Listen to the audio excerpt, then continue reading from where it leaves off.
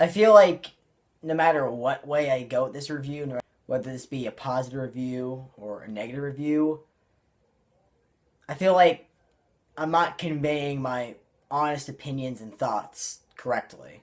I feel really conflicted because there's a lot of stuff in the movie that's really incoherent, lazy, convoluted, and just all around bad. But there's also a lot of stuff in the movie that I, as a Spider-Man fan, really, really enjoy, which is funny to say because at the time that this movie was released, this was the only Spider-Man movie I had walked out of where I viscerally fucking hated it. And for a while, it remained at that point the worst Spider-Man film I had ever seen. Never up to that point, even with the first Amazing Spider-Man movie, I had never seen a Spider-Man movie that I absolutely hated from start to finish, and that I thought they just got the character completely wrong.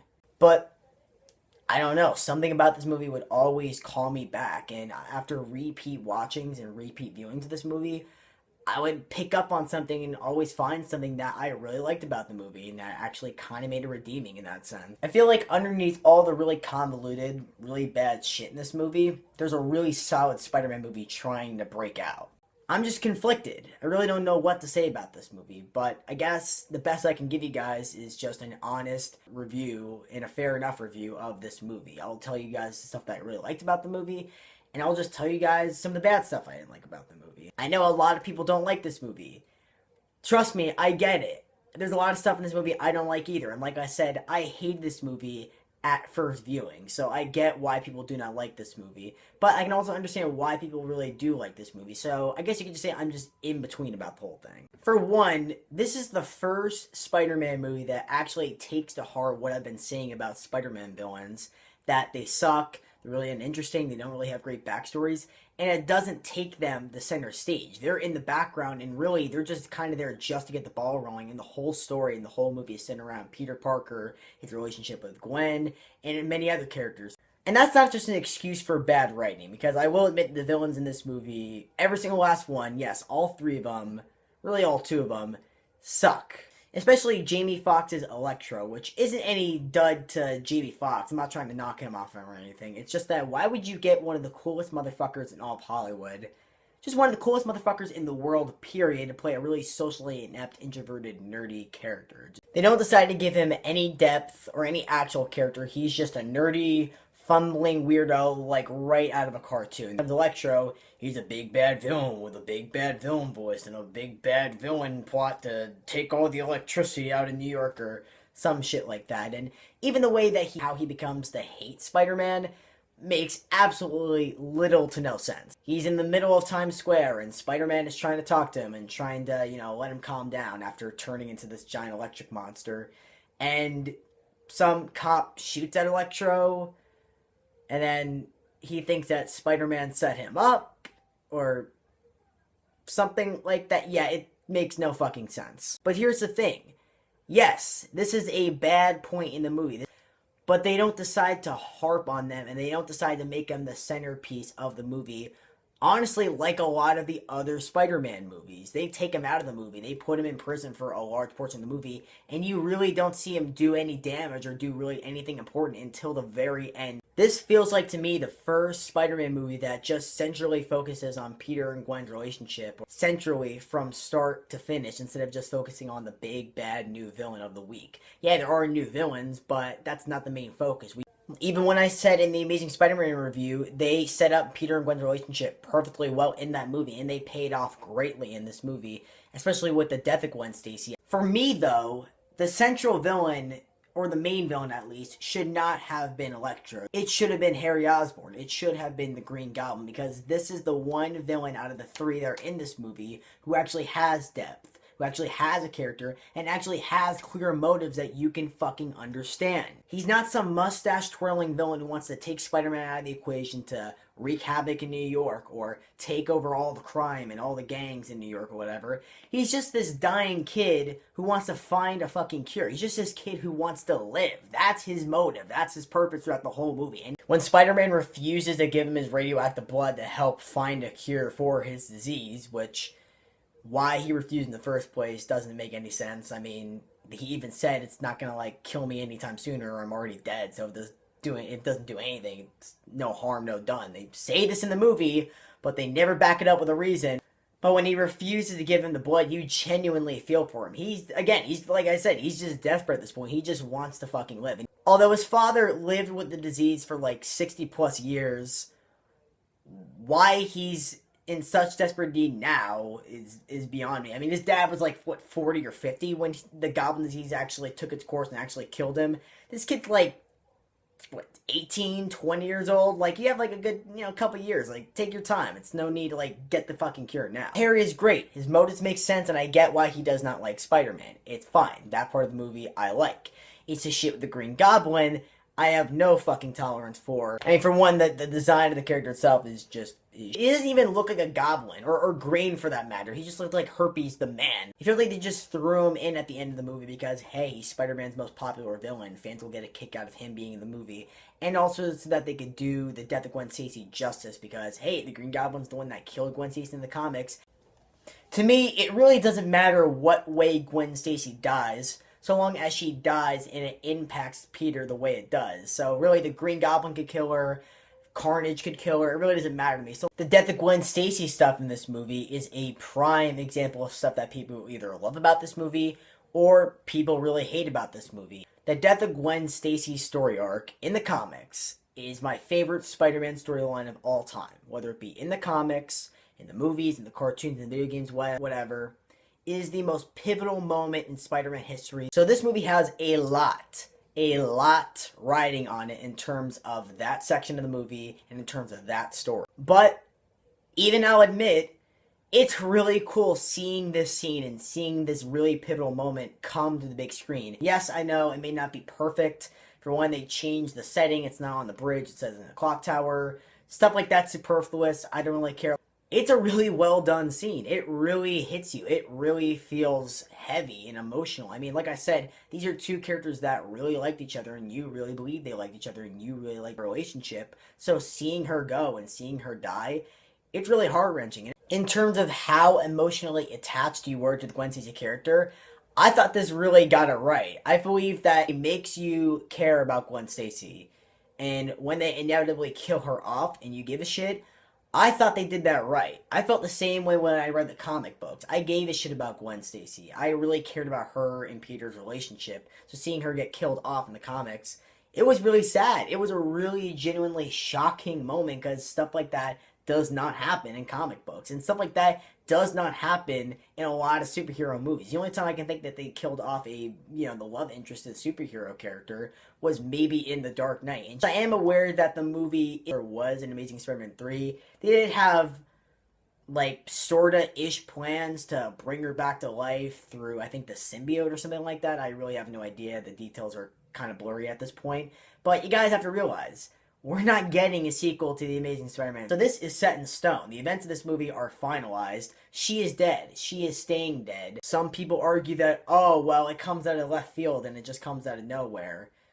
Not really. I mean, I think the only reason why it feels like it comes out of nowhere is the Green Goblin just coming in at the end. I would have done just set him up for a third movie and done the whole Death of Gwen Stacy arc in that movie. But the movie sets the Death of Gwen Stacy up. They have hints towards her death and her inevitable doom, albeit a little bit on the nose with all the clock stuff and her graduation speech about living life the way you want to live it because life is not forever. Eventually we die because of goblin disease. The movie also makes a great use of showing how much of a local hero Peter Parker is. People talk about him giving hope. You see Spider-Man help out this little kid who's being bullied. And the ending. Good fucking God. I love this ending. As cheesy as it is, and hell, as rushed it is, the whole Rhino and Sinister Six stuff, taking that stuff out of the equation, the actual ending of this movie makes me cry every single fucking time I see it. It is the most triumphant and happy and victorious of the Spider-Man endings to all the Spider-Man movies that I have ever seen. Especially after a really heavy moment with the death of Gwen Stacy. It's really comforting to see that scene. Also, for fans of the Andrew Garfield version of Spider-Man and for the Amazing Spider-Man franchise, it must be a really comforting ending because it doesn't end on showing the outcome of it actually was. It just shows him going into battle like he would any other day. So a lot of fans for this franchise can just look deep down and say, hey, he's still out there doing what he does best. So yeah, all the good stuff kind of ends there. Because everything else in the movie kind of fucking sucks. The music for the movie, holy shit, the fucking music for this movie is just some of the worst music I've heard in film, period. Not Pharrell Williams.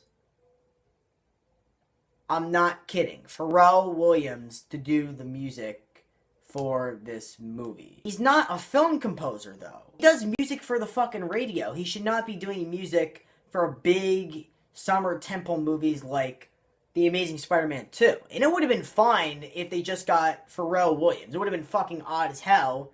And hell, if it was just Pharrell Williams, it probably would have been worse. But no, they team him up with one of the best film composers of all time, Hans Zimmer. In fact, I actually thought it'd be a good idea to look up some of the lyrics to the songs he does in this movie. Just to give you an idea of his great musical compositions in the movie.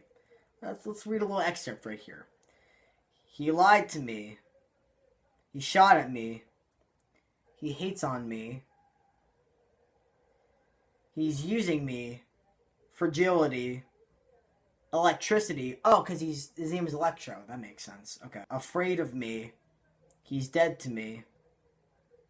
He lied to me. He shot at me. He hates on me. He's using me. He's dead to me. He is my enemy. So, I think what Pharrell is trying to showcase in this song is that, Spider-Man's, his enemy. Peter and Harry's relationship. I don't buy it. This is kind of the first film's problem. Them not even mentioning Harry or having him. That was really always odd to me. I think the problem with the relationship in this movie is that it kind of has what I like to call the Doctor Strange problem, which is what we need to know about the relationship and what we need to know about them as friends and what they know about each other is just simply told to us through expository dialogue. A lot of dialogue like, oh, you remember the time you did this thing, or you did that, you combed your hair, it was good times, man, it was good times. The whole Peter's parents subplot. The whole plot that this entire franchise was centered and built around. Holy fucking shit. Subway car. An abandoned subway car. It's like high tech and it's like hidden. It's hard to find. Why didn't you just hide there? Why? All that we learn. All that we fucking learn in this movie about why Peter's parents left is that Oscorp, they were going to use the spider venom that Peter Parker's dad had. All the information on that. They're going to weaponize it and use it to sell it to foreign markets and foreign militaries, all that stuff. So bottom line, all we learn about in this movie is that Peter's parents left. The only reason why they left was because Oscorp was evil and Oscorp was bad.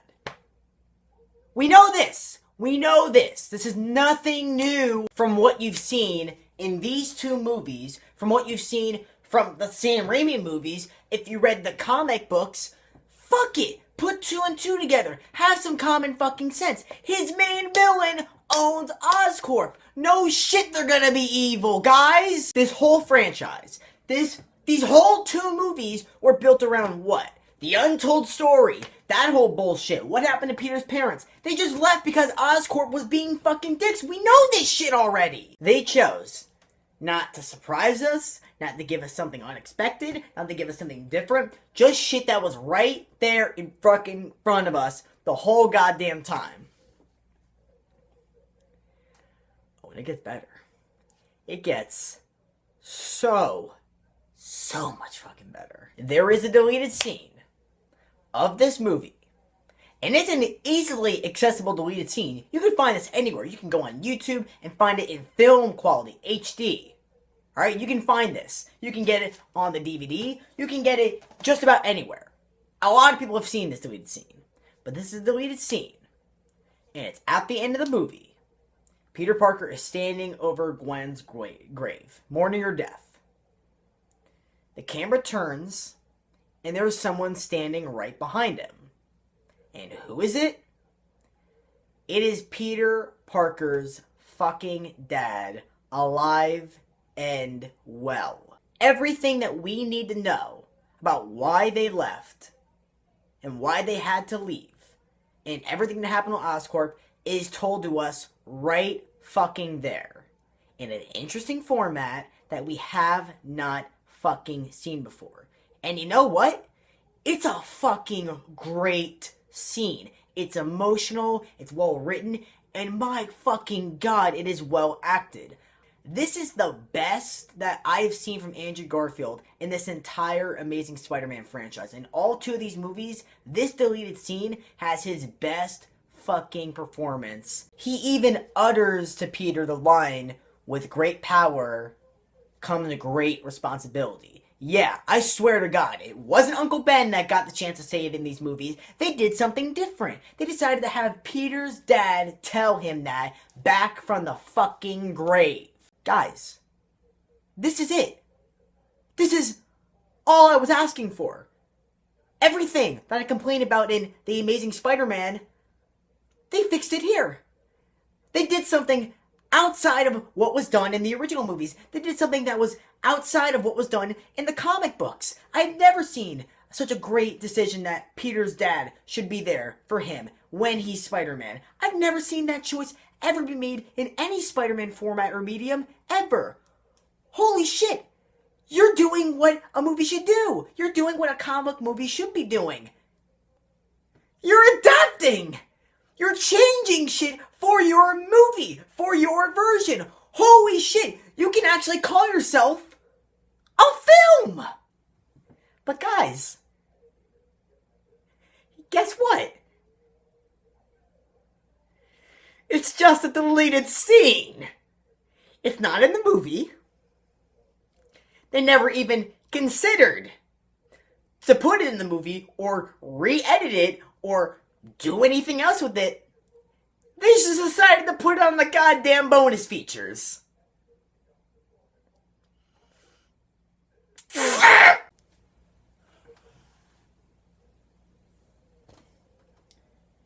You decided to write this scene. You decided to film the scene, even. You edited the scene, color corrected it, put music in the scene, but you never even considered to put it in the final cut of the movie. Why do something that actually benefits you, that is something that's never been done, and not fucking do it? Maybe if there wasn't a bunch of other shit going on in the movie, like Peter and Gwen's off and on again relationship, a la Spider-Man 1 through 3, Peter and Harry's relationship, introducing Felicia Hardy, the Black Cat, even though she does fuck all nothing in this movie, this whole Oscorp cover-up espionage bullshit just to make Harry Osborn look like a negligent owner. That was necessary? Aunt May as a nurse. Gwen going to England, the death of Gwen Stacy itself, or all the Sinister Six setup, a setup for a movie that will never ever be made again because you counted your chips before you even fucking had them, and maybe, just maybe, we would have gotten that one fucking scene. Oh, if all that stuff, that whole laundry list of plot points was not enough for you guys, Mary Jane was actually going to make her debut in this movie. I shit you not. She was going to be in this movie, and they got as far as filming her scenes. Shailene Woodley was set to play Mary Jane in the movie, but they cut all of her scenes out of the movie because they figured there was already enough going on that they figured they just cut it out and just save it for a future movie. And like I said about the whole Sinister Six thing, a future movie that will never, ever, ever, ever, ever get made. Sorry, Shailene. This is just one of those movies that is in desperate need of a fan edit or a fan cut or, hell, even a professionally done by Sony edit of a director's cut. Because there is so much shit in this movie that needs to be taken out and so much stuff that should be put back in. If we can live in a world where Batman vs. Superman can get an Ultimate Edition that already puts another half hour into an already 2.5 hour movie, and that thing can be rated fucking R, I'm pretty sure we can get an extended cut of The Amazing Spider-Man 2. Hell, there's a lot of fans for this franchise. I really don't think they would object to it. And for those that were really looking forward to The Amazing Spider-Man 3, if you can't get them that, then at least give them an extended or director's cut of this movie. I honestly would be interested in seeing how the stuff with Mary Jane would go. Like I said, I'm a Spider-Man fan. I'm kind of interested to see how that would play out. I would have loved to have seen the scene with Peter and his dad at the very end of the movie. I think I've made that plainly clear enough. Maybe have some more scenes of Peter and Harry's relationship and flesh that out a little bit and make it a little bit more believable. A lot of stuff can really be fixed with just a simple director's cut of this movie. Hell, even the first Amazing Spider-Man movie, you could do a cut of that of the original press screening version that I talked about in that review. Rhino is in the movie. Cut him completely out of the plot because he has no hindrance or reverence on any plot points at all in this movie. The Rhino is not a problem that I have with the movie itself. It's the problem that I have with the marketing. And even the filmmakers in the audio commentary for this movie explain that. Rhino in this movie should not have been shown in the trailers at all. Not have been shown in any marketing material. He should have just been a surprise ending for the movie. I mean, how cool would that have been? You go into a movie expecting Electro and Green Goblin to be the main villains in the movie. And then, at the very end, out of nowhere, there's Rhino. But that's all I have to say about it. I'm done talking about this movie. I'm done talking about all the Spider-Man movies, for that matter. I've talked about all the Sam Raimi ones. And I talked about all these ones. And I'm honestly kind of sad about that.